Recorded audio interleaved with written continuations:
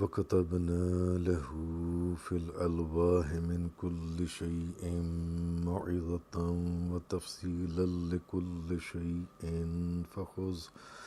فَخُذْهَا بِقُوَّةٍ وَأْمُرْ قَوْمَكَ يَأْخُذُوا بِأَحْسَنِهَا سَأُرِيكُمْ دَارَ الْفَاسِقِينَ۔ اور ہم نے ان کے لیے تورات کی تختیوں میں ہر چیز کی نصیحت اور ہر چیز کی تفصیل لکھ دی تھی۔ سو ان تختیوں کو قوت کے ساتھ پکڑو اور اپنی قوم کو حکم دو کہ وہ اس کی بہترین باتوں پر عمل کریں۔ ان قریب میں تم کو فاسقوں کا گھر دکھاؤں گا۔ آج سورۃ الاعراف کی آیت نمبر 145 کا بیان ہے۔ جب تورات حضرت موسیٰ علیہ السلام کو عطا فرمائی گئی، وَكَتَبْنَا لَهُ فِي الْأَلْوَاحِ مِنْ كُلِّ شَيْءٍ مَوْعِظَةً وَتَفْصِيلًا لِكُلِّ شَيْءٍ، اور ہم نے ان کے لیے تورات کی تختیوں میں ہر چیز کی نصیحت اور ہر چیز کی تفصیل لکھ دی تھی۔ وَتَفْصِيلًا لِكُلِّ شَيْءٍ فَخُذْهَا بِقُوَّةٍ وَأْمُرْ قَوْمَكَ يَأْخُذُوا بِأَحْسَنِهَا۔ تو ان تختیوں کو قوت کے ساتھ مضبوطی سے پکڑو اور اپنی قوم کو حکم دو کہ وہ اس کی بہترین باتوں پر عمل کریں۔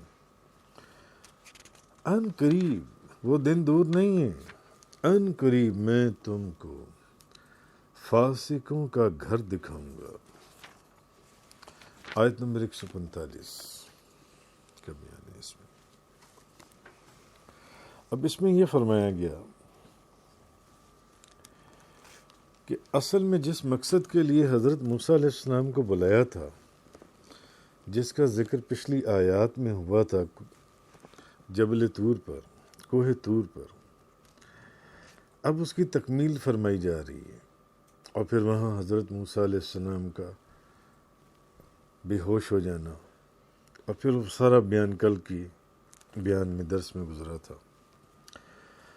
یعنی جو آپ کو کتاب دی جا رہی ہے، یہ وہ نسخہ ہدایت اور رحمت ہے جس میں ہر طرح کی نصیحت موجود ہے۔ تورات شریف، اس میں ہر طرح کی ہدایت ہے، ہر طرح کی نصیحت اس میں موجود ہے، اور تمام شریعت کے احکام اس میں لکھے ہوئے ہیں، جو نسخہ آپ کو دیا گیا ہے۔ اور یہ تورات تھی جو پتھر کی سلوں پر لکھی ہوئی تھی، لکھی لکھائی بیک وقت آپ کو دے دی گئی تھی، کٹ تھی۔ قرآن کریم تو کئی سالوں میں جا کر نازل ہوا، یہ اکٹھی آپ کو دے دی گئی بیک وقت، پوری کتاب پتھر کی سلوں کے اوپر۔ مختلف اس میں قول ہیں، وہ میں آپ کو آپ کے سامنے وہ بھی بیان کر دیتا ہوں۔ تو اس کو قوت اور مضبوطی سے پکڑنے کا مطلب یہ ہے کہ بڑی کوشش کے ساتھ، بہت ایکٹیو ہو کر، ہوشیاری کے ساتھ اور شوق سے اس پر عمل کرنے کا ایک ارادہ کر لو، اس عزم کے ساتھ اس کو اپنے ہاتھ میں لے لو، تورات کو جن سے۔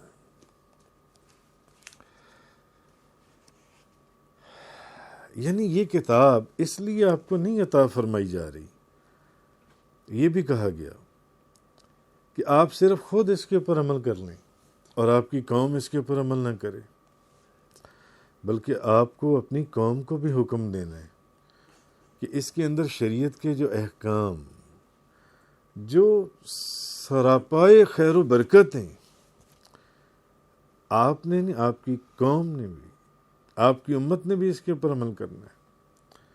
جن چیزوں کے اندر کرنے کا حکم دیا گیا ہے ان کو کرنا ہے، اور جن چیزوں کو نہ کرنے سے منع کیا گیا ہے نہ کرنے سے روکا گیا کہ ان کو نہیں کرنا، ان سے رکنا ہے، ان کی پابندی کرنی ہے، اور ان پر یہ بات بھی واضح کر دی جائے کہ اگر انہوں نے ہماری شریعت کے احکام کے اوپر عمل نہ کیا، موسیٰ آپ ذرا اپنی قوم کو یہ بات بتا دیجئے کہ یہ جو کتاب دے رہے ہیں نا، جس میں ہر قسم کی ہدایت اور ہر قسم کی اللہ کی رحمت اور اس کے احکام ہر طرح کے موجود ہیں، اگر انہوں نے اس کے اوپر عمل نہ کیا تو پھر ان قریب ہم ان کو ان کا گھر دکھا دیں گے، اور وہ گھر کون سا ہے؟ جو نافرمانوں کا ٹھکانہ ہے، اور وہ ٹھکانہ کون سا ہے؟ جہنم، ہم انہیں ان قریب جہنم دکھا دیں گے۔ اچھا، بعض علماء نے دارالفاسقین سے مصر اور شام کے ممالک، انہوں نے کہا کہ مصر کے کچھ جگہیں جہاں پر پچھلے دنوں میں جن نبیوں کی قوموں کے اوپر عذاب نازل ہوا تھا، کسی کے اوپر ہوا کا، کسی کے اوپر بجلی کا، کسی کے اوپر مینڈکوں کا، کسی کے اوپر پانی کا، کسی کے اوپر پتھروں کا، کسی کے اوپر آگ کا جو عذاب نازل ہوا تھا، تو وہ کھنڈرات موجود ہیں۔ تو انہوں نے کہا کہ نہیں، اس سے وہ کہا جا رہا ہے کہ یہ آپ کے علاقے میں کھنڈرات ہیں، یہ آپ کو دکھا دیں گے، مگر بعض مفسرین نے کہا کہ نہیں، یہ جو فرمایا گیا ہے نا، اس کا مطلب یہ ہے کہ ان قریب تم اپنا گھر دیکھ لو گے، اور اس گھر سے مراد جہنم ہے، یہ نہیں ہے جو ان سے۔ تو وہ جو انہوں نے کہا کہ پتھر کی سلوں کے اوپر لکھائی جو ان سی پوری کتاب تو ان کے پاس آ گئی، تو اصل میں حضرت ابن عباس رضی اللہ تعالی عنہما بیان کرتی ہیں کہ اللہ تعالیٰ نے حضرت موسیٰ علیہ السلام کو تورات زمرد کی 7 تختیوں میں عطا فرمائی تھی، اور اس میں ہر چیز کا بیان تھا، نصیحتیں تھیں۔ تو حضرت موسیٰ علیہ السلام جب تورات لے کر آئے تو انہوں نے دیکھا کہ بنو اسرائیل جو ہیں، وہ جو ان کی، جیسے حضرت موسیٰ علیہ السلام اتنے بڑے ان کو عذاب سے نکال کر لائے، اور وہ کیا کہنے لگے کہ ایک بت ہمیں بھی بنا دیجئے، جیسے وہ راستے میں ایک قوم دیکھی جو بتوں کی پوجا کر رہی تھی۔ اب جب موسیٰ علیہ السلام واپس آئے تورات لے کر، تو انہوں نے دیکھا کہ بنی اسرائیل جو ہیں وہ ایک بچڑے کو سامنے بٹھا کر تو اس کی عبادت کر رہی ہیں، اس بچڑے کو پوج رہی ہیں۔ اب آپ حضرت موسیٰ علیہ السلام تھے، آپ کی طبیعت اور مزاج تیز تھا، تو جوش غضب میں انہوں نے، ان کے ہاتھ سے تورات جو ہے نا وہ گر گئی اور ٹوٹ گئی، وہ جو پتھر کی سلیں تھی، اور پھر ہارون علیہ السلام کی طرف متوجہ ہوئے اور ان کو سر سے پکڑ لیا۔ پھر اللہ تعالیٰ نے تورات کے 6 حصے اوپر اٹھا لیے اور ایک حصہ رہ گیا۔ خیر، اور ایک قول یہ ہے کہ یہ جو تورات ہے یہ بیری کے پتوں پر لکھی ہوئی تھی، بیری کے پتوں کے اوپر، اور ایک قول یہ جیسے جو میں نے آپ کے سامنے بیان کیا حضرت ابن عباس رضی اللہ، اور ایک کہ زمرد کی تختیوں پر، اور ایک قول یہ ہے کہ تورات جو ہے یہ یاقوت کی تھی، یاقوت کی، تو یہ اس کے اندر۔ تو خیر، اب وہ جو تورات تھی، اس تورات کے اندر یہ تو آگے تو اس کی تفصیل آتی رہے گی جیسے جیسے حافظ جلال الدین سیوطی رحمۃ اللہ علیہ بیان کرتے ہیں، وہ فرماتے ہیں امام عبد بن حمید، امام ابن ابی حاتم اور امام ابو شیخ نے قتادہ سے روایت کیا کہ حضرت موسیٰ علیہ السلام نے کہا کہ تورات کے اندر نبی کریم صلی اللہ علیہ وسلم کی امت کی خصوصیات بیان ہوئی تھیں۔ حضرت موسیٰ علیہ السلام کو جو کتاب دی گئی تھی، نبی پاک صلی اللہ علیہ وسلم کی تو نشانیاں اس میں موجود تھیں، اس کی تفصیل ہم پڑھا سورہ آل عمران، سورۃ البقرہ، سورۃ النساء، سورۃ المائدہ، اور ہم پڑھا اس کے اندر، مگر تورات جو سی ہے اس کے اندر نبی کریم صلی اللہ علیہ وسلم کی امت کی خصوصیات بھی موجود تھی، نبی کریم صلی اللہ علیہ وسلم کی امت کی خصوصیات۔ حضرت موسیٰ علیہ السلام نے کہا، اے میرے رب، میں نے تورات کی الواح میں یہ پڑھا ہے۔ حضرت موسیٰ علیہ السلام نے کہا، میں نے تورات کی الواح میں یہ پڑھا ہے کہ ایک امت سب سے آخر میں پیدا ہوگی اور سب سے پہلے جنت میں داخل ہوگی. پیدا اخیر پر ہوگی، داخل پہلے ہوگی جنت میں. یا اللہ تو اس کو میری امت بنا دے. اللہ نے فرمایا موسیٰ وہ امت احمد ہے، میرے محبوب کی امت ہے. یہ مفہوم اس روایت کا. پھر انہوں نے کہا اے میرے رب میں نے تورات کی الواح میں پڑھا ہے کہ ایک امت سب سے بہترین امت ہے، اس کی نشانی یہ ہے یعنی کہ وہ لوگوں کو نیکی کا حکم دیں گے اور برائی سے منع کریں گے. یہ ایک ایسی امت ہے جو لوگوں کو، حالانکہ پہلے جو گزری وہ خود بھی اور آگے مزید برائی کی طرف دوڑتی تھی جیسے آپ پیچھے پڑھ، مگر ایک امت ایسی ہے جو لوگوں کو نیکی کا حکم دیں گے اور برائی سے منع کریں گے اور اللہ پر ایمان لائیں گے. یا اللہ تو اس کو میری امت بنا دے. اللہ پاک نے فرمایا موسیٰ وہ میرے محبوب کی امت ہے، امت احمد ہے. پھر انہوں نے سوال کیا، انہوں نے کہا اے میرے رب میں نے تورات کی الواح میں پڑھا ہے کہ ایک امت پہلی کتاب پر بھی ایمان لائے گی اور آخری کتاب پر بھی ایمان لائے گی. حضرت موسیٰ علیہ السلام نے کہا یعنی یہ تو دوسری قومیں ایسی ہیں جو کہ بس اپنی کتاب پر پوری طرح ایمان نہیں لائے، تو آپ کی کتاب پر، ہماری کتاب پر کیا ایمان لائیں گے. مگر یا اللہ ایک امت ایسی ہے جو پہلی کتاب پر بھی ایمان لائی اور آخری کتاب پر بھی ایمان لائے گی اور جو گمراہ لوگ ہیں ان سے لڑے گی، حتیٰ کہ جو کذاب کانا ہے اس کو قتل کرے گی. یا اللہ تو اس کو میری امت بنا دے. فرمایا موسیٰ وہ میرے محبوب کی امت ہے، امت احمد ہے. کہا میرے رب میں نے تورات میں پڑھا ہے کہ ایک ایسی امت بھی ہے جو اپنے ہی صدقات کو کھائے گی اور اس کو اس پر اجر ملے گا، گناہ نہیں ملے گا، اس کو اس کے اوپر اجر ملے گا، اس کو اس پر اجر ملے گا. یا اللہ تو اس کو میری امت بنا دے. فرمایا وہ بھی میرے محبوب کی امت ہے، میرے محبوب کی امت. یعنی انہوں نے کہا کہ تم سے اس کی انٹرپریٹیشن یہ ہے کہ تم سے پہلی امتوں میں جب کوئی شخص صدقہ کرتا تھا تو اس کے صدقے کے قبول ہونے کی نشانی کیا ہوتی تھی کہ اللہ تعالیٰ اس کے اوپر آسمان سے ایک آگ بھیجتا تھا اور وہ صدقے کو کھا لیتی تھی، اور اگر آگ نہیں آتی تھی تو صدقہ قبول نہیں ہوتا تھا اور اس کا صدقہ یوں ہی پڑا رہتا تھا اور درندے اور پرندے کھا جاتے تھے، ان کو ضرورت نہیں ہوتی تھی کہ اپنے صدقے کو ہاتھ لگا سکیں. موسیٰ علیہ السلام نے فرمایا یا اللہ ایک امت ایسی آنے والی ہے جس کی یہ شان ہے کہ وہ اپنے صدقات کو کھائے گی اور صدقے بھی قبول ہوں گے. یعنی اور بے شک اللہ نے تمہارے فقراء کے لیے تمہارے غنیاں سے صدقات کو لیا اور یہ کہ اس پر تخفیف اور رحمت، یعنی یہ کہا انہوں نے کہ کہا ہے میرے رب میں نے تورات کی الواح میں پڑھا ہے کہ اس امت کا جب کوئی شخص کسی نیکی کا ارادہ کرے گا تو اس کا بھی اللہ نے فرمایا نہیں موسیٰ وہ بھی میری حبیب کی امت ہے. اب فرمایا کہ ایک امت ایسی ہے مولا کریم کہ اس امت کا جب کوئی شخص کسی نیکی کا ارادہ کرے گا اور اس پر ابھی عمل بھی نہیں کرے گا تو اس کو اس نیکی کا ثواب مل جائے گا، وہ نیکی اس کے نامہ اعمال میں لکھ دی جائے گی. پہلی امتوں میں کیا تھا کہ نیکی کا ایک شخص نے ارادہ کیا میں مسجد بناتا ہوں، اگر مسجد بنائی نہیں، مثال دے رہا ہوں، تو اس پر کوئی نیکی نہیں، کوئی ثواب نہیں.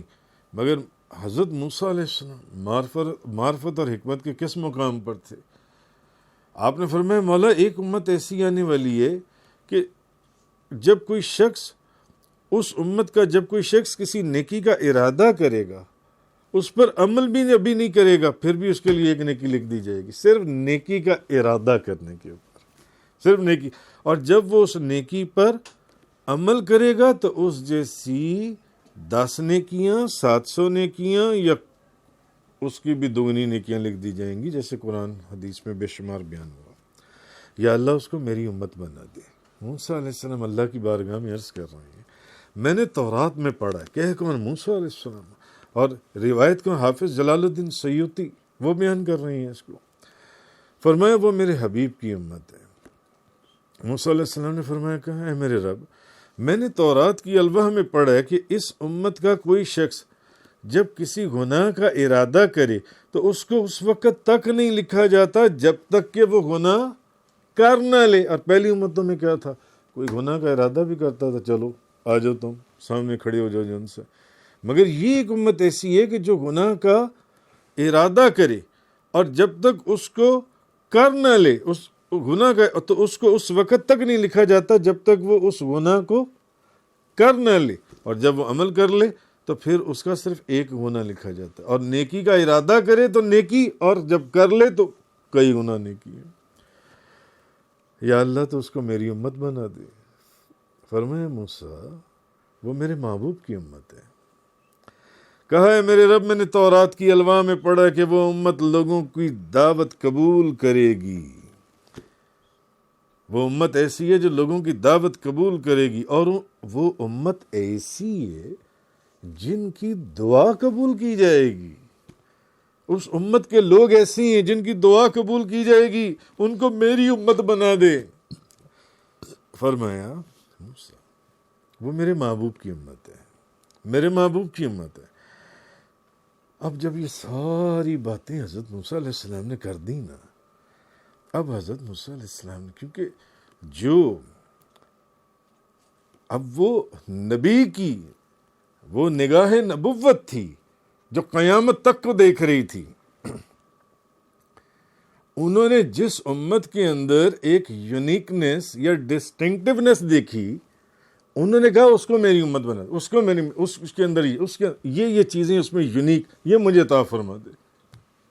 آہا, اب جب ساری باتوں میں وہ تو میرے محبوب کی, سارا کچھ اپنے محبوب کو دے چھوڑا ہے موسیٰ. اب جب ساری باتیں موسیٰ علیہ السلام نے کہا اے اللہ میں نے اس پر کہا یعنی مفہوم حدیث اس پر کہا کہ تو اس کو میری امت, وہ میری امت, وہ میں بھی تو تیرا جلیل القدر پیغمبر نبی رسول ہوں. فرمایا یا اللہ اگر اس امت کی اتنی شان ہے تو پھر مجھے ان کا امتی بنا دے, پھر مجھے ان کا امتی بنا دے, مجھے امت احمد بنا دے یا اللہ, پھر مجھے ان کی امت میں سے کر دے. فرمایا موسیٰ میں تمہیں دو ایسی چیزیں دے رہا ہوں, کیونکہ بظاہر بات تو نہیں مانی نا, وہ تو چیزیں پہلے دی جا چکی ہیں, ایلوکیٹ کی جا چکی ہیں, بات نہیں. فرمایا میں تمہیں دو ایسی چیزیں دے رہا ہوں جو میں نے کسی کو نہیں دی. دل جوئی, زبردست چیز نہیں جو آپ کو دے رہا ہوں. میں نے تمہیں اپنی رسالت عطا فرمائی, تم میری رسالت کا پیغام نبوت کے علم بردار, تم نبی رسول بنا کر میں نے تمہیں بھیجا.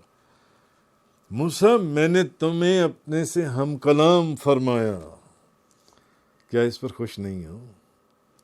جس کلام کا کل اور پرسوں کے درس میں ذکر گزرا کہ اس کی کیفیت کیا تھی جب انہوں نے اللہ سے کلام کیا. تو فرمایا میں نے تمہیں ہم کلامی کا شرف عطا فرمایا. یہ ایک چیز رسالت اور ہم کلامی کا شرف. پھر فرمایا موسیٰ راضی ہو گئے, پیارے تھے نا, محبوب تھے, راضی ہو گئے ہو. اب وہ دیکھ رہے ہیں. اچھا دوسری چیز یہ ہے موسیٰ کہ موسیٰ کی قوم سے, تمہاری قوم سے ایک ایسی امت ہوگی جو حق کے ساتھ ہدایت دے گی اور حق کے ساتھ عدل کرے گی. اس کے بعد موسیٰ علیہ السلام مکمل راضی ہو گئے. تو آگے فرمائے یہ نبی کریم صلی اللہ علیہ وسلم کی امت کی یہ شان ہے کہ جس امت کے اندر نبیوں نے داخل ہونے کی خواہش کی, جس امت کے اندر. آگے آیت نمبر 146 سأصرف عن آیاتی الذین یتکبرون فی الارض بغیر الحق, میں ان قریب ان لوگوں کے دلوں کو اپنی آیات سے پھیر دوں گا جو زمین میں ناحق تکبر کرتے تھے. تکبر کرنے والے, غرور کرنے والے, اپنی شان بڑھا کر دکھانے والے. وَإِن يَرَوْا كُلَّ آيَةٍ لَا يُؤْمِنُوا بِهَا پھر اگر تمام نشانیاں دیکھ لیں تب بھی ایمان نہیں لائیں گے۔ وَإِن يَرَوْا سَبِيلَ الرُّشْدِ لَا يَتَّخِذُوهُ سَبِيلًا، اور اگر وہ ہدایت کا راستہ دیکھ لیں پھر بھی ان کو اختیار نہیں کریں گے۔ وَإِن يَرَوْا سَبِيلَ الْغَيِّ يَتَّخِذُوهُ سَبِيلًا، اور اگر وہ گمراہی کا راستہ دیکھ لیں تو اس راستے کو اختیار کریں گے، ہدایت کا راستہ نہیں اختیار کریں گے۔ ذَلِكَ بِأَنَّهُمْ كَذَّبُوا بِآيَاتِنَا وَكَانُوا عَنْهَا غَافِلِينَ، کیونکہ انہوں نے ہمیشہ ہماری آیتوں کا انکار کیا، ہماری نشانیوں کی تکذیب کی، اور وہ ان سے اعراض کرنے والے تھے، ہماری آیتوں کی تکذیب کرتے تھے جو ان سے۔ تو اب آگے جو اللہ پاک نے فرمایا آگے، اصل میں وہ یہ چیز اس آیت نمبر 1، اصل میں یہاں ایک قاعدہ بیان کیا جا رہا ہے کہ جو لوگ غرور اور تکبر کی عادت کو اپناتے ہیں، آپ نے اکثر لوگ دیکھے ہوں گے جن کے اندر بڑا غرور ہوتا ہے، بہت غرور، اور اپنی بڑائی کے گھمنڈ میں مست رہتے ہیں، میں بہت بڑا آدمی ہوں، میں بڑا امیر آدمی ہوں، میں بڑا امیر آدمی ہوں،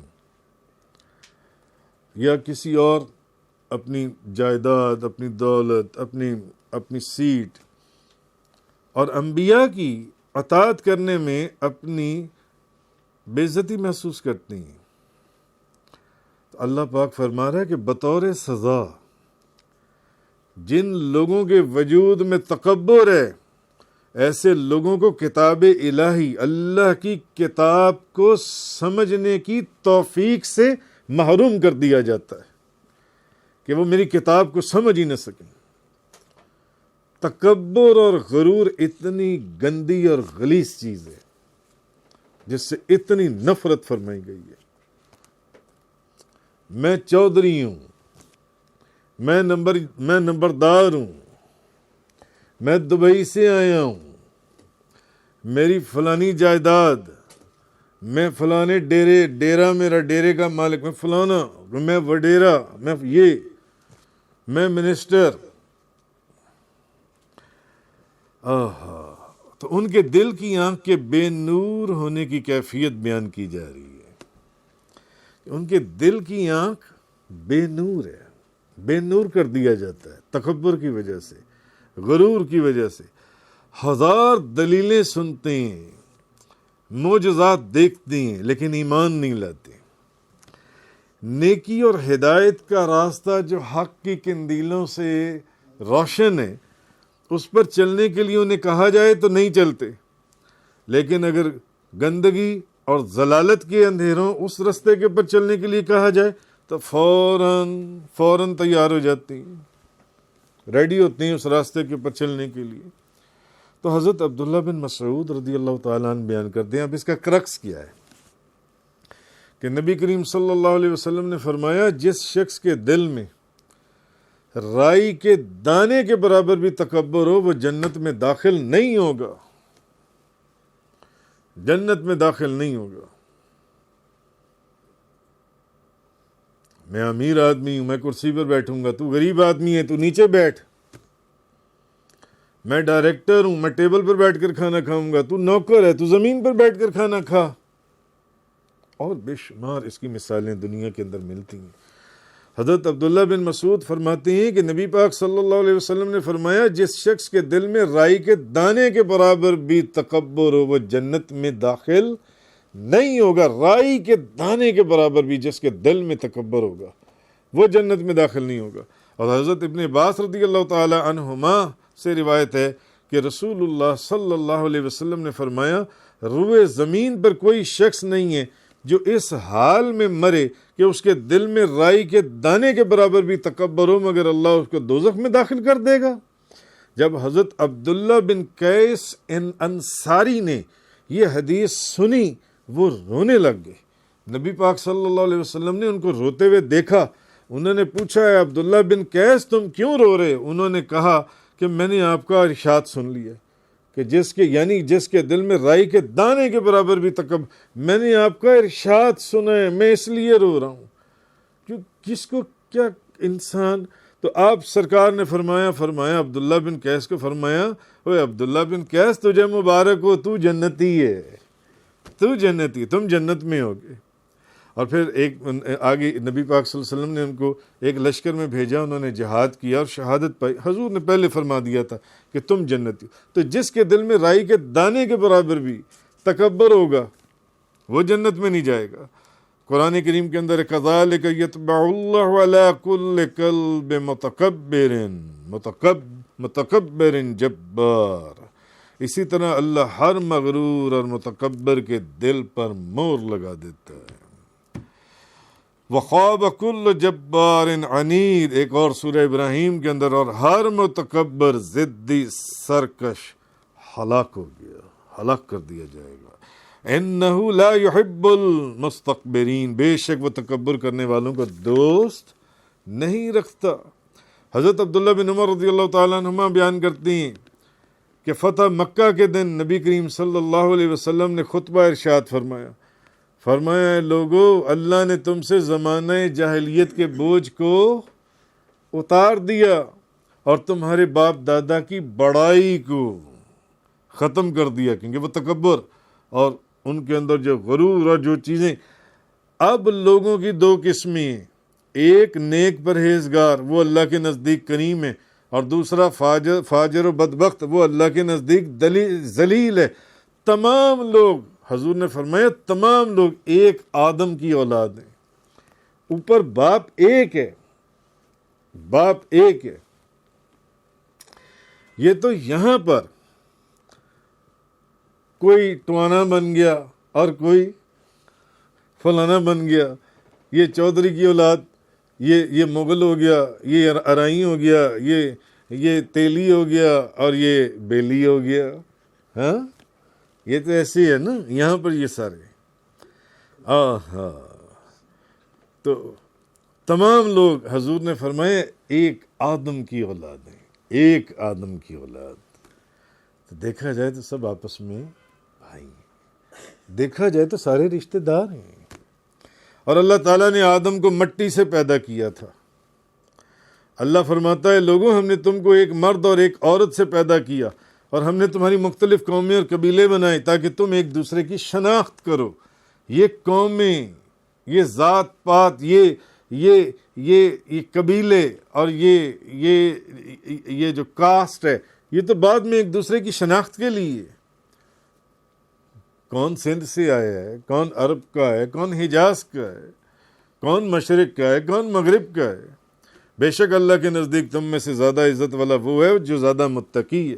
حضرت عبداللہ بن عمر رضی اللہ تعالیٰ عنہ بیان کرتے ہیں کہ اللہ کے رسول نے فرمایا قیامت کے دن اللہ تعالیٰ قیامت کے دن اس شخص کی طرف نظر رحمت نہیں فرمائے گا جس نے اپنا کپڑا تکبر کی وجہ سے ٹخنوں کے نیچے کیا، ٹخنوں سے نیچے کیا.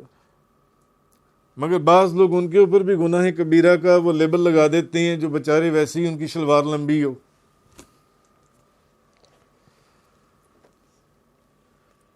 تکبر، تم نے حدیث نہیں پڑھی، گناہ. کئی لوگ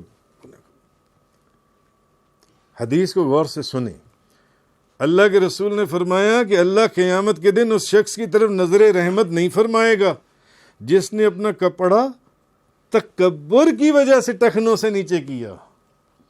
تکبر اور غرور کی نیت سے، جیسے پہلے بادشاہ عمرا لمبی لمبی پوشاکیں پہنتے تھے اور نیچے زمین پر رگڑتے ہوئے آتے تھے، یا ایک انداز تھے جن اس کی وجہ سے. اور پھر اسی کی تفصیل آگے علماء نے، مفسرین نے بیان کی، جس کا کرکس یہی ہے، یہ حدیث خود ہے کہ جس نے تکبر کی نیت سے، ورنہ نہیں جن سے. خیر آگے اللہ تبارک و تعالیٰ نے ارشاد فرمایا، آیت نمبر 147 فرمایا والذین کذبوا بآیاتنا ولقاء الآخرۃ حبطت اعمالهم هل یجزون الا ما كانوا یعملون. اور جن لوگوں نے ہماری آیتوں اور آخرت کی پیشی کی تکذیب کی، آخرت میں ہونا ہے، حاضر ہونا ہے، انکار کر دیا، ان کے سب نیک عمل ضائع ہو گئے اور ان کو انہی کاموں کی سزا ملے گی جو وہ کیا کرتے تھے. ان کو انہی کاموں کی سزا ملے گی جو وہ کیا کرتے تھے. تو نیک اعمال کا اجر قیامت کے دن صرف ان لوگوں کو عطا ہوگا جو اللہ تعالیٰ اور اس کے رسولوں پر اور دن آخرت پر ایمان لائے. جو ان لوگوں جو اللہ کے اوپر، اللہ کے رسول کے اوپر، فرشتوں کے اوپر، روز جزا کے اوپر ایمان نہیں لائے، وہ جتنے مرضی نیک کام کرتے رہے ہوں، ان کو اس کا کیا اجر ہے؟ نہیں. اگر وہ اللہ اور اس کے رسول کے اوپر ایمان نہیں لائے، قیامت کے دن پر ایمان نہیں لائے، تو پھر وہ جہنمی ہے. کیونکہ انہی کے اعمال کی جو اصل غرض ہے وہ تو اللہ کی رضا ہے. جو جنت ہے وہ جنت کا حصول کہ اللہ کی رضا ہے، اللہ کو قبول کرنے سے. لیکن وہ لوگ جو نہ خود خدا پر ایمان لاتے ہیں، نہ آخرت، ڈے آف ججمنٹ، اس کے اوپر کوئی ایمان رکھتے ہیں، تو قیامت کے دن ان کو اصل میں کہا یہ جا رہا ہے کہ وہ جتنے مرضی اعمال کر لیں، کسی کو روٹی کھلا دی، کسی کو بوٹی کھلا دی، کسی کو کپڑا لے دیا، کسی کو کچھ کروا دیا، نہیں، کوئی معاوضہ نہیں، اس کے بس کچھ بھی نہیں ملے گا. جہنم کا دروازہ کھول دیا جائے گا. کیونکہ یہ اعمال کرتے وقت ان کے ذہن میں اس بات کا تصور بھی نہیں تھا. یہ تو وہ لوگ ہیں جو اللہ پر ایمان نہیں لائے، جو اللہ پر ایمان نہیں لائے، جو روز قیامت پر ایمان نہیں لائے، جو فرشتوں پر ایمان نہیں لائے. مسلمانوں کے اندر آپ وہ حدیث کئی مرتبہ سن چکے ہیں مجھ سے، غالباً ترمذی ابن ماجہ کی حدیث حضرت ابو ہریرہ سے جو روایت ہے کہ قیامت والے دن ایک حافظ قرآن ہوگا، ایک بڑا سخی ہوگا جو لوگوں کی شادیاں، جو لوگوں کے اوپر خرچے رشتہ داروں کے اوپر کیا کرتا تھا، ایک قرآن پڑھا کرتا تھا، اور تیسرا جو اللہ کے راستے میں شہید ہوا، میں تو شہید تھا. اللہ کہے گا تم جھوٹ بولتے ہو، فرشتے کہیں گے تم جھوٹ بولتے ہو، تم قرآن اللہ کے لیے نہیں پڑھتے تھے، لوگوں کو دکھانے کے لیے پڑھتے تھے. تم جو اتنی صدقہ اور خیرات یا زکوٰۃ یا لوگوں کی تم مدد کرتے تھے، تم صرف لوگوں کو دکھانے کے لیے کرتے تھے، اللہ کی رضا کے لیے نہیں کرتے تھے. اور تم تو اس لیے میدان جنگ میں گئے تھے کہ لوگ کہیں گے کہ میں بڑا بہادر ہوں، کہ میدان کے اندر تلوار لے کر میں لڑنے کے لیے آ گیا ہوں. اللہ کے رسول نے فرمایا کہ اللہ فرمائے گا یہ جھوٹ بولتا ہے، یہ تو اپنے بہادری کا ڈنکا بجانے کے لیے گیا تھا، مر گیا وہاں پر، اور اب کہتا ہے کہ میں تیرے راستے میں شہید ہوا. نہیں، فرشتے کہیں گے ہاں یہ جھوٹ بولتا ہے. اللہ کے رسول حضرت ابو ہریرہ اس حدیث کو بیان کرنے سے پہلے 4 مرتبہ بے ہوش ہوئے. 4 مرتبہ اس حدیث کو بیان کرنے سے پہلے بے ہوش ہوئے، اور 4تھی مرتبہ راوی کہتا ہے انہوں نے اٹھے اور لڑکھڑاتے جسم کے ساتھ اس حدیث کو بیان کیا. کیونکہ میں نے ان کو کہا تھا ابو ہریرہ مجھے کوئی ایسی حدیث سنائیے جو آپ نے نبی کریم صلی اللہ علیہ وسلم سے تنہائی میں اکیلے میں بیٹھ کر خود ڈائریکٹ حضور سے سنی ہوں اور سمجھی ہو. تو حضرت ابو ہریرہ فرمانے لگے میں تمہیں وہ حدیث سناتا ہوں. بے ہوش ہو گئے، پھر اٹھے، پھر میں سناتا ہوں، پھر بے ہوش ہو گئے، پھر اٹھے میں سناتا ہوں، پھر بے ہوش ہو گئے، پھر اٹھے میں سناتا ہوں، پھر بے ہوش ہو گئے. اور پھر جب 4تھی دفعہ کے بعد ہوش میں آیا، انہوں نے کہا کہ اصل میں قیامت والے دن یہ 3 بندے ہوں گے، ایک حافظ قرآن، ایک وہ بندہ بڑا سخی جو لوگوں کے اندر پیسے تقسیم کرتا تھا، تیسرا وہ جو بظاہر شہید ہے جو اللہ کے راستے میں فی سبیل اللہ قتل ہونے کے لیے گیا تھا. فرمایا یہ سب صرف لوگوں کو دکھانے کے لیے وہ قرآن پڑھتا تھا، وہ لوگوں میں پیسے تقسیم کرتا تھا. یتیم خانے میں یہ ایک بلڈنگ بنا دو اور اس کے اوپر بہت بڑا بڑا میرا نام لکھ کے لگا دو جن سے کہ یہ میں نے لگا کے دیا تھا. وہ لوگوں کو، وہ اللہ کو راضی کرنے نہیں گیا تھا، اللہ کو راضی کرنے نہیں گیا تھا. آج حاجی حج کرنے کے لیے جاتا ہے تو کس کے لیے؟ اللہ کے لیے یا لوگوں کے لیے؟ مگر حج کرنے کے بعد سب سے پہلے یہاں آ کر اپنے نام کے ساتھ حاجی فلاں فلاں فلاں، حاجی فلاں فلاں فلاں، بھلے ساری دنیا کے گندے کام اس کے وجود کے اندر ہوں. اس کا مطلب کیا ہے کہ وہ اپنے نام کے ساتھ جو حاجی، وہ اس کے لوگوں کو دکھانے کے لیے گیا.